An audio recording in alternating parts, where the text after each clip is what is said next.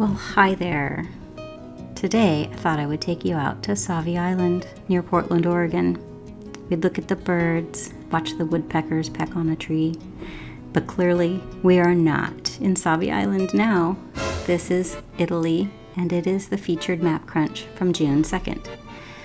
As soon as I saw the pediments with the statues on top, and those decorated cornices, and all of those archways, I decided, game on, I'm going to figure out how to draw this thing and how to paint it in my own style.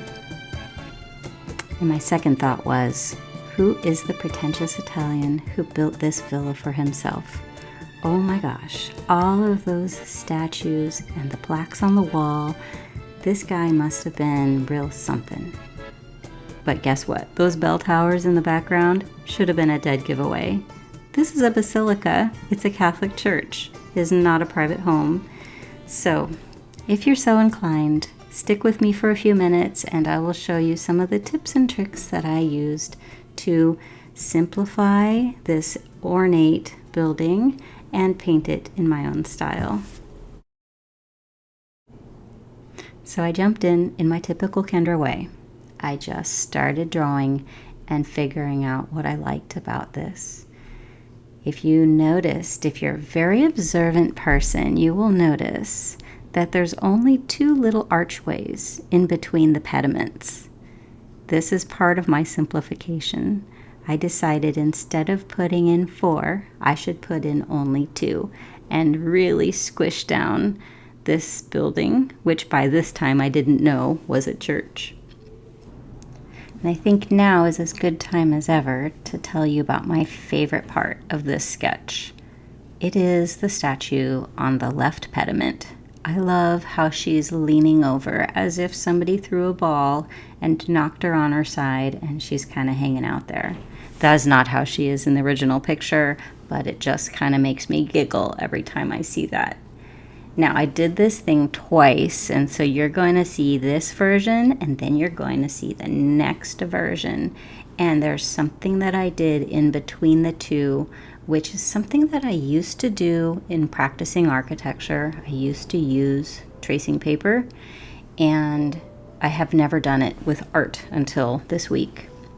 But first, let's take a look at how I was trying to achieve some texture in the foreground. In this picture that you could get off of Google Earth, this is called texture medium.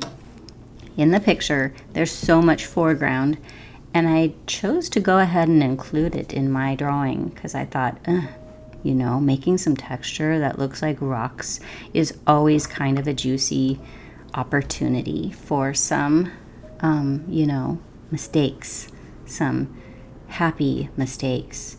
So I put down a bunch of black ink or a black watercolor pigment, put down the texture medium after it dried, and then I'm rubbing it through with a stick. I think you might have seen me do this before. This is one of my go-to techniques. So now we've got a nice, messy, very, very energetic foreground. And then I thought, this is way too directional. So then I started to change it. And I made it into little circles, okay? Maybe we can make it less directional by making little circles. I tried out so many techniques on this foreground, and this isn't even close to the finished product. But what I would like to say is I really like the way it turned out in the end, and I think I might use this technique in the future on purpose. All right, here's what I did. I tore up a little bit of craft paper and stuck it on with some Blick glue stick. It's kind of a nice glue stick because later I could pull pieces off if I wanted to. This is a completely new technique for me, and it's a perfect kind of thing to try in a sketchbook. It's something I think I will try again, like I just said, but I didn't just leave it here. It ends up looking a little more like this. And at the same time, now I'm showing you what I'm trying out with the sky, which is another brand new technique for me. It's an idea I got when I made that little sketch of the goat's head that you can see down at the bottom middle. I had a color there, a color swatch of something I thought I'd use. And then when I drew the goat's head, I wanted the color swatch to recede to the back. So I used this acrylic marker in order to make that recede. And I really liked the muted blue color. And so for the sky, I thought I'd use a tiny bit of a different blue color. So this is phthalo blue, and that's a very, as you can see, kind of a bright blue, very staining blue. But I wanted to see how it could shine through with a layer or two of this acrylic marker. And I think you're gonna see, right before we show you the end bit, I wanted to show you how I used the Stabilo pencil in order to establish those foreground details. So after I put down all of that craft paper, then I wanted to bring back in some whites. So I used the acrylic pen, the acrylic marker. I used some colored pencil. And then I went back in with the Stabilo, and I did just like this with a little bit of circles. And then I created some straight lines with a Neocolor too. So it's a real mixed media situation here. But I really like how the texture turned out, and I can imagine using it later in a different kind of a thing instead of the foreground. This will dry a little bit lighter, and you'll see it in just a sec. There we go. So here's how it ended up. That balustrade was a bear to draw. The texture is a keeper. I'm going to try that again. And so is the experiment with the sky. Very interesting. I decided that the spaceship cupola on the top, the bell tower, should recede. But I really like the goat's head. That might be my favorite part about this whole spread. All right, so after I had finished that, I got this idea to try again in a different way. And so what I did is I copied my sketchbook flat on my copy machine, and then I grabbed some tracing paper and decided to make 3 arches. You see there? How clever is that? I just moved it over and made 3 arches in between.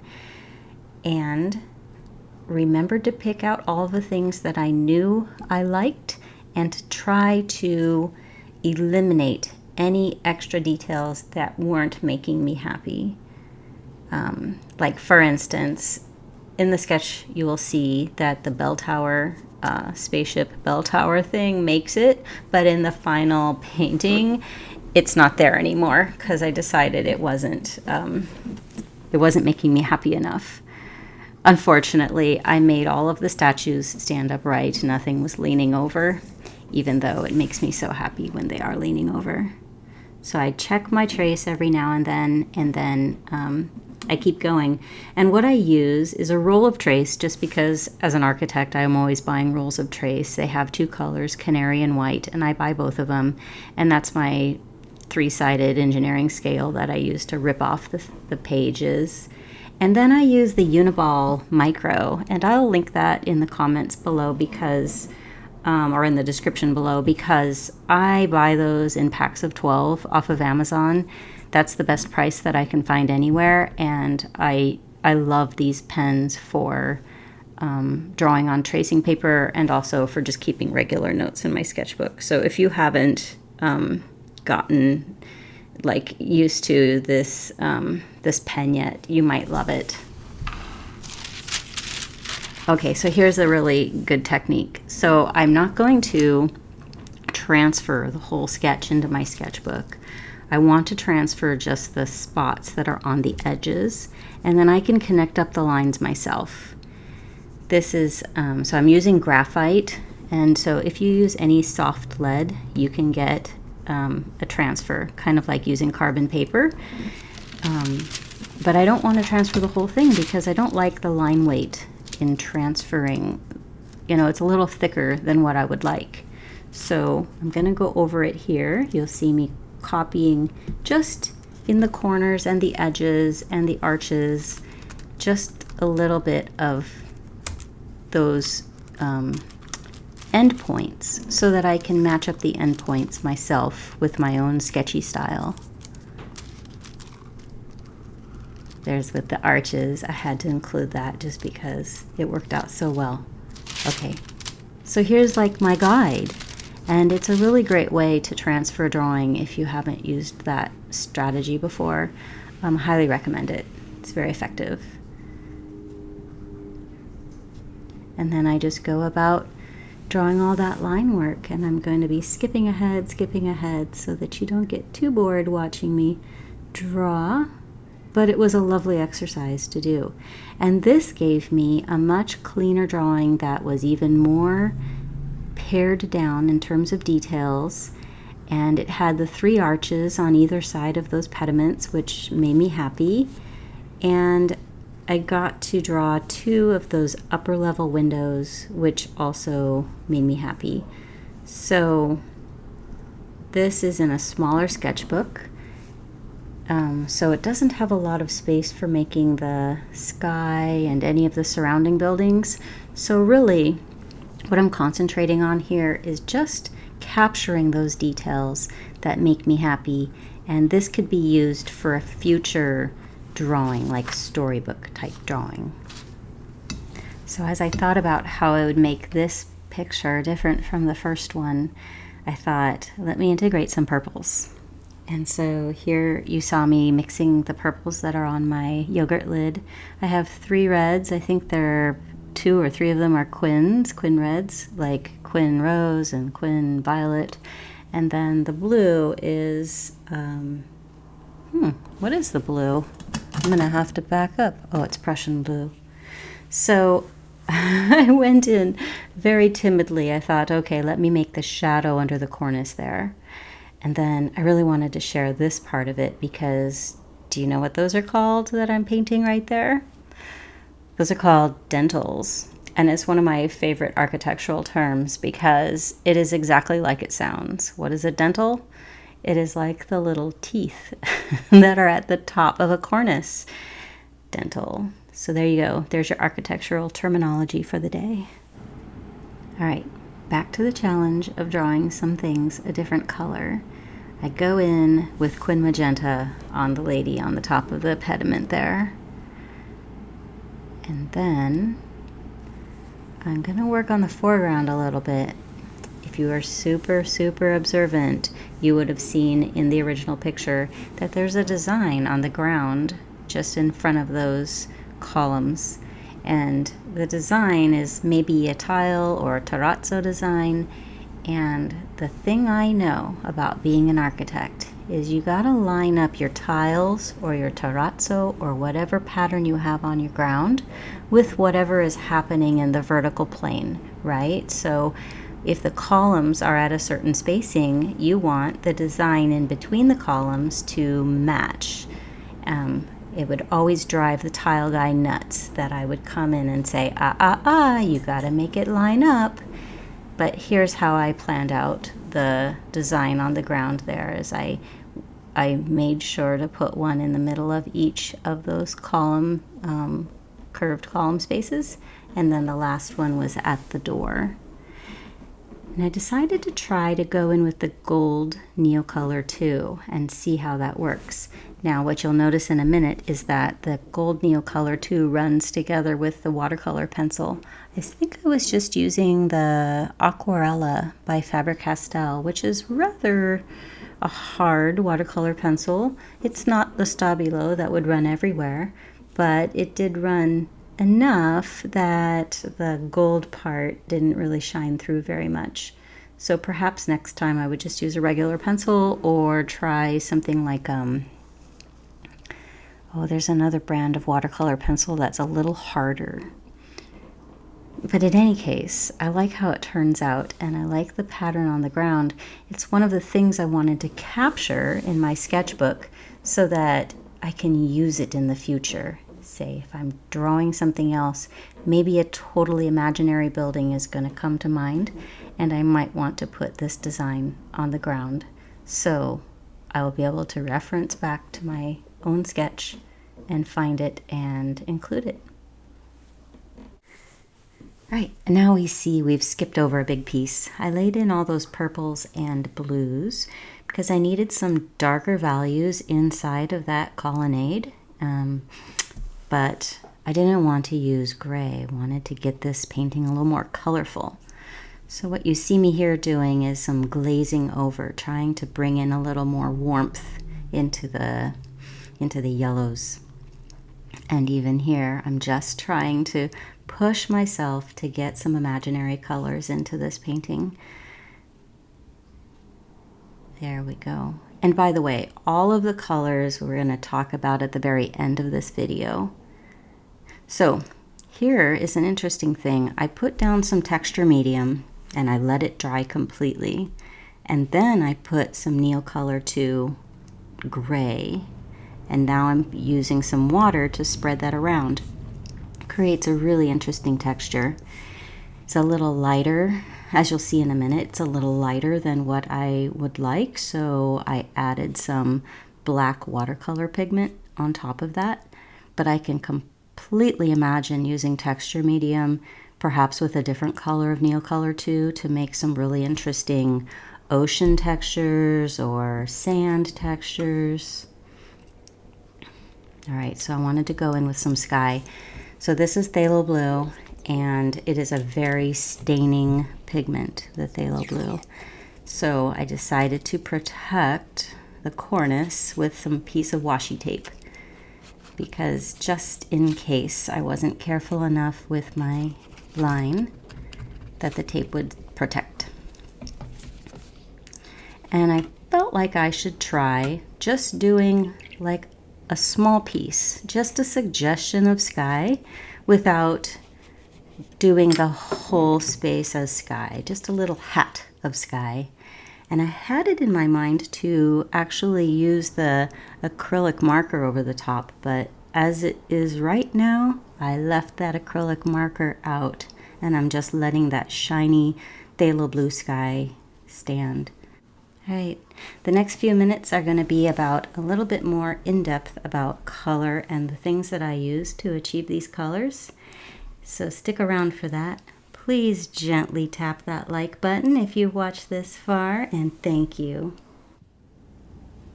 All right, I wanted to share about color a little bit more in depth for those of you who put comments asking me about what are those colors that you're using. So it's a little bit of a color lesson here. So what I'm using for most of this painting, the yellows are New Gamboge, and it's the Winsor & Newton Professional Watercolors. This paint has 2 pigments in it, and the only reason it's important to understand that is that different manufacturers will put in different pigments and still call it New Gamboge or whatever other color that you're looking at. So it's not the same from brand to brand necessarily. Sometimes it is, but it's not always. So anyway, this New Gamboge is a Winsor & Newton Professional color. I mixed it a tiny bit with Opera Rose, and Opera Rose in my palette is also a Winsor & Newton color. And so after that, we have some Payne's Gray. Payne's Gray is another one that is a pretty standard color for most watercolor artists who like the muted shades. But this is a 3 pigment color in this Winsor & Newton, so I suspect that you will find a great variation between Payne's Grays depending on the brand. By the way, you can find the pigment information on the back of your tube. You can also see it online if you look under pigment information. If it's a good art store, then they will share all of that. Probably you can just go right to the Winsor & Newton site, or M. Graham is the other brand that I like quite a bit. So Payne's Gray plays well with others, so does New Gamboge, and when these 2 play together, they make this lovely green, or they make a range of greens, but this was the range that I was interested in using for some of these lower pediments. And then I used again the New Gamboge with a Pyro Red. Now my Pyro Red is now where did it go? There it is. My Pyro Red is an M. Graham. M. Graham is a brand of paint that is made in Oregon, so I like that quite a bit. This is made with blackberry honey as the base. And so what it means is that if you have Pyro Red or any of the M-gram paints on your palette, they will, unless you're in a very cold climate, they will always stay a little bit soft because they're made with honey. And if you go to a place, like sometimes when I go to Mexico, the colors that are M-grams are very soft and mushy in my palette. So you got to be a little careful with that, but it's kind of a lovely feature because when they're not so hard, then they don't get so, you don't have to water them down and hope, like you can get a really nice brush full of pigment with something that's kind of always viscous and not a hard lump. Anyway, these together with a smidge of cerulean, which in this case is an M-gram pigment as well, and it is, or M-gram paint, and cerulean might be another one of those that, oh no, PB36. This is a single pigment color, so that's quite nice. Then you really know what you're getting. But check, if you're having a different brand, if it's not PB36, then it's not the same thing that I'm using. So these three together make quite a nice brown, or range of browns, which is good. And you'll notice, if I started with New Gamboge and Payne's Gray, you're going to see a lot of mixes that combine these. It can be quite nice if you have a painting that has 3 or 4 base colors and everything mixed from that. It's not always the case, but it's a good rule of thumb. Try it and see how it goes. Now I tried out a whole bunch of different other things in here, and not all of them got used, but I did want to show you the Neocolors because these show up a little bit more and more in my work. So I keep my Neocolors in little boxes, and I keep the darks in one side. And this charcoal gray, for instance, I swatch it with a really dark one with a little bit of water, and then I just do a circle to see what the lighter color of charcoal gray will show up as. And this shows up in this painting in some of these lines. And in some cases I applied color, or not color, water to it so that it ran. And in a lot of cases I just let that crayon texture show up like that. And you saw this also in this painting when I colored over the texture medium that had dried. This was the color, charcoal gray. And of course in here you can see there's a little bit of purple. That's not this, that's later I went in and added some of this purple mix. More on that in a sec. Okay, so those are the Neocolor 2s. These are the colors that I used. I didn't use golden ochre or ochre, I think. I think these are the colors I used. And by the way, actually these colors towards the bottom are the ones I was trying out for the next painting, because I wanted to create a more playful palette for the second painting, just to give it a difference, right? To see this building in 2 very different ways. So the way I see this painting is it's a bit ominous. It's a bit dramatic and cold and uninviting. And so I thought, let me see if I can make something that feels like more playful, more storybook, although this could be in a storybook too, like witches conference. Okay, so then I decided to make it a little more playful, and so I chose the Quin Gold, which is a sister really to the New Gamboge. Quin Gold is, mine is a Winsor & Newton, and I think this is another one, yes, 3 pigments. We cannot get a single pigment Quin Gold, so this might be one of those paints where it varies quite a bit from manufacturer to manufacturer, I would guess. So I tried Quin Gold and then this Prussian Blue with Quin Magenta. So you may have seen this come up a few times. This is my purples palette where I start with the Prussian Blue. I have a couple of Quins, Quin Magenta and Quin Rose or something like that, and then I have a different kind of a purple in here. I'll have to go back and look and see what that is. But in this painting, I just really used that Prussian Blue with Quin Magenta. And then I did use the Payne's Gray even though I didn't circle it as one of the choices in some of these in the colonnade, to try to bring in that dark value in the back of the colonnade. And this brown color, I think, was largely achieved by starting with Toledo brown, and then I may have gone with something like this in order to get it a little bit darker. All right. And then, as you saw me do the phthalo blue, which doesn't show up anywhere here, I guess it shows up on my card, but I haven't written it. This phthalo blue is the color that is the base underneath the sky. Underneath the sky, I use the phthalo blue first, and then this Liquitex acrylic marker, which says titanium white, which most people would say titanium white is a very strong covering white. But as you can see, the phthalo blue isn't that easily diminished. So that's phthalo blue. And you know, I didn't pull that pigment out to know it's either an M-gram or it is a Winsor & Newton for sure. It's an M-gram. So everything that can't fit into my paper mache ends up in a stroopwafel tin from Trader Joe's. This is PB 15-3, so it's a single pigment, which is quite nice. Very staining color, just like that Pyro Red. Very staining, so be careful with that. All right, so now I'm going to put up my end screens, and thank you for being here, and I will come back in a week or two, depending on how in-depth I get with the next paintings. All right, have a great week.